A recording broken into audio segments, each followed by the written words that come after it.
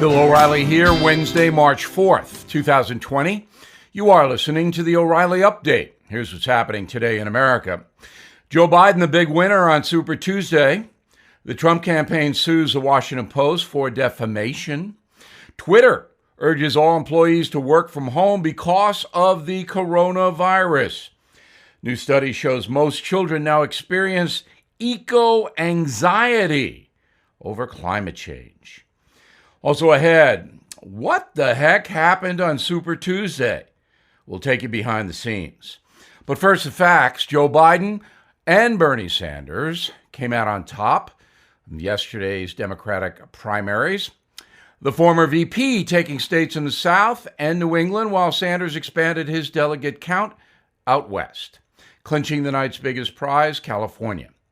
Mike Bloomberg got hammered, winning just one victory, American Samoa, and he spent $500 million in the process.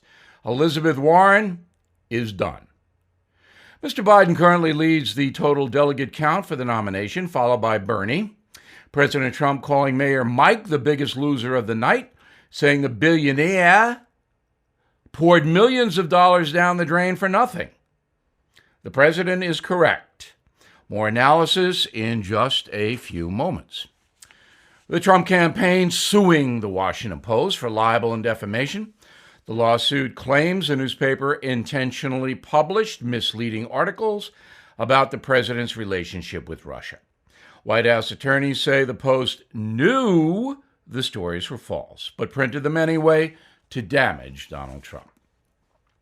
Twitter executives urging all 5,000 employees to work from home to prevent the spread of the coronavirus, which none of them have.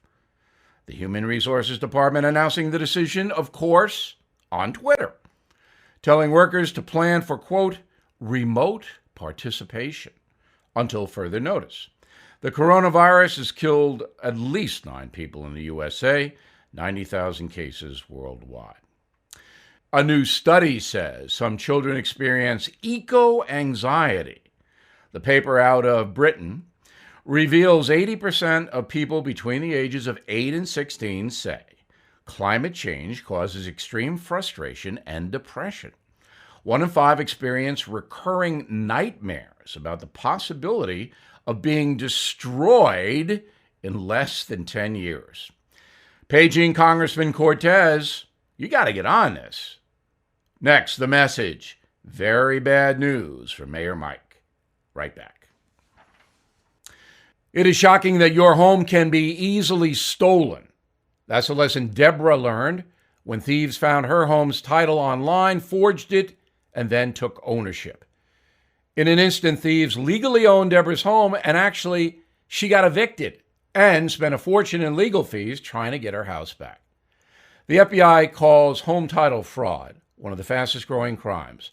I urge you to protect your home with Home Title Lock. Thieves hunt legal documents online, forge them, stating you sold your home, then they borrow against it, and you get the payments. No insurance or bank can protect you. Only Home Title Lock does. You could already be a victim of title fraud and not know it.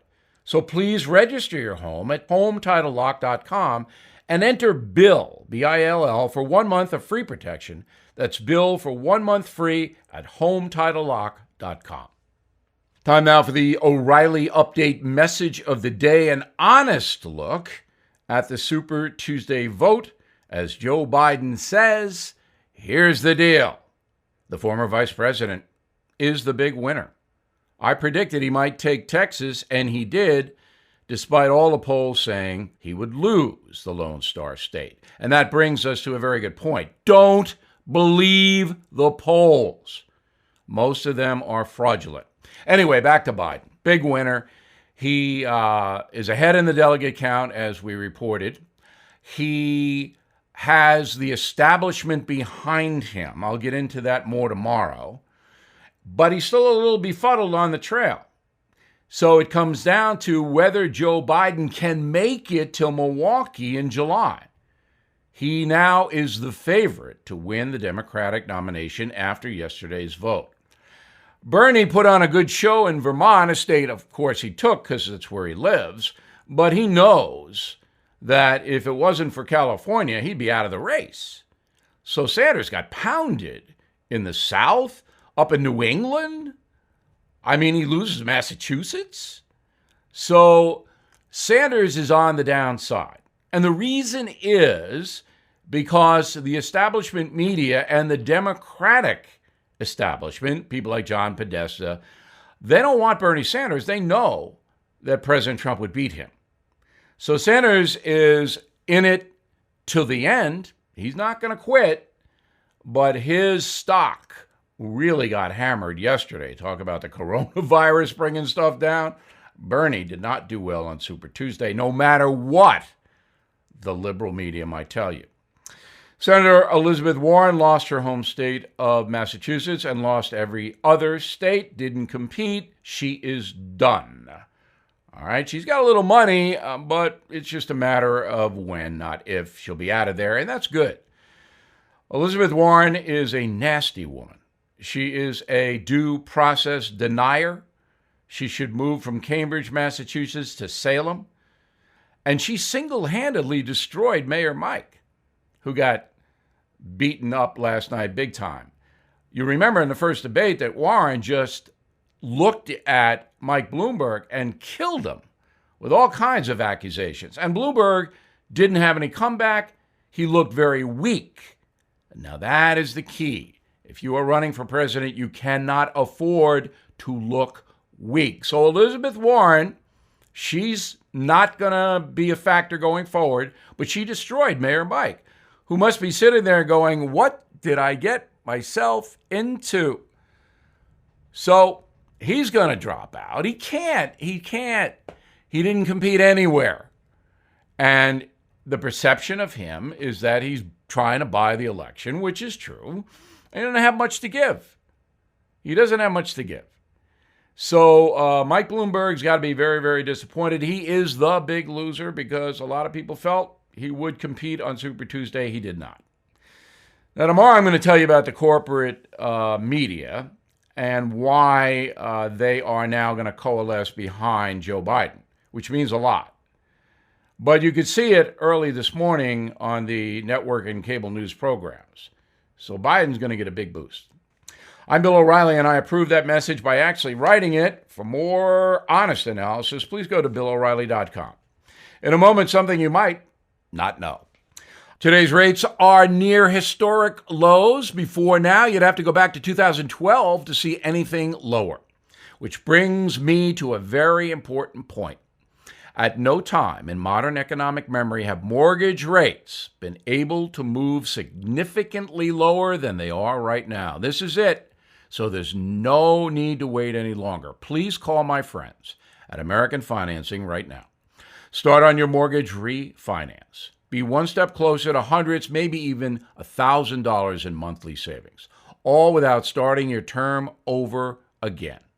It's a very simple process that results in a custom loan program designed around your needs. No upfront or hidden fees to pay. And you could even postpone up to 2 mortgage payments, but only if you call American Financing. 888-462-9557, 888-462-9557, or visit AmericanFinancing.net, American Financing and MLS 182334, and MLSConsumerAccess.org. Now the O'Reilly Update brings you something you might not know. Baseball season. Just a few weeks away. 70 million Americans will head out to the ballparks this summer to enjoy the national pastime. We will eat 22 million hot dogs in the stadiums, drink 15 million beers, sing "Take Me Out to the Ball Game" 2,500 times. That'll drive you nuts. While stadiums do share a lot of the same traditions, there are major differences. So let's start in the Bronx with Yankee Stadium. Average ticket prices there, about $50, but you can join the Bleacher Creatures for just $10. It's a great park for a cold beverage. There are more than 40 beers on tap, including Pinstripe Pilsner, the Yankees' own special brew. If you're worried about missing a play on the way to the concession stand, don't be. There are more than 2,000 high-def TVs throughout Yankee Stadium. Over to LA's Dodger Stadium, capacity 56,000, largest in baseball. Place is so big, it has its own zip code. $300 will put you at field level in LA, but hungry fans like to sit in the all-you-can-eat pavilion for unlimited Dodger dogs. Boston, one of the biggest baseball towns in the USA, the Red Sox hold the record for longest sellout streak of all time, 2003 to 2013. If you want in on the action, the average seat at Fenway Park costs $60 if you can get one. The most popular food item for Red Sox fans, the lobster BLT. And here's something else you might not know. The seventh inning stretch is one of baseball's oldest traditions, but it started as a misunderstanding. In 1910, while at a Washington Senators game, President William Taft got up to stretch his legs. The crowd thought he was leaving, and they got up as a sign of respect. Today, every stadium in Major League Baseball honors the seventh inning stretch tradition, and one of the highlights of my life is when I sang "Take Me Out to the Ball Game" during the stretch at Wrigley Field. Great place to see the Cubbies. Back after this. Computer systems in cars, now common. Mine has dozens of sensors, touchscreen displays, and electronically controlled transmission and more. Advanced tech is expensive to fix if and when it breaks, which is why I have Car Shield. Car Shield is affordable protection plans that can save you thousands for covered repairs, including computers, GPS, electronics, and much more. With Car Shield, you're behind the wheel of your own plan. When I'm on the road, I know that I'm covered with their 24/7 roadside assistance. If my car breaks down, I know Car Shield will provide a rental car for free while mine gets fixed. With rates as low as $99 a month, you have little to lose, so get covered by Car Shield today. Please call 800-CAR-6000 and mention code BILL. Or go to carshield.com and use code BILL to save 10%. A deductible may apply. carshield.com. Please use code BILL. Thank you for listening to the O'Reilly Update. I am Bill O'Reilly. No spin, just facts, and always looking out for you.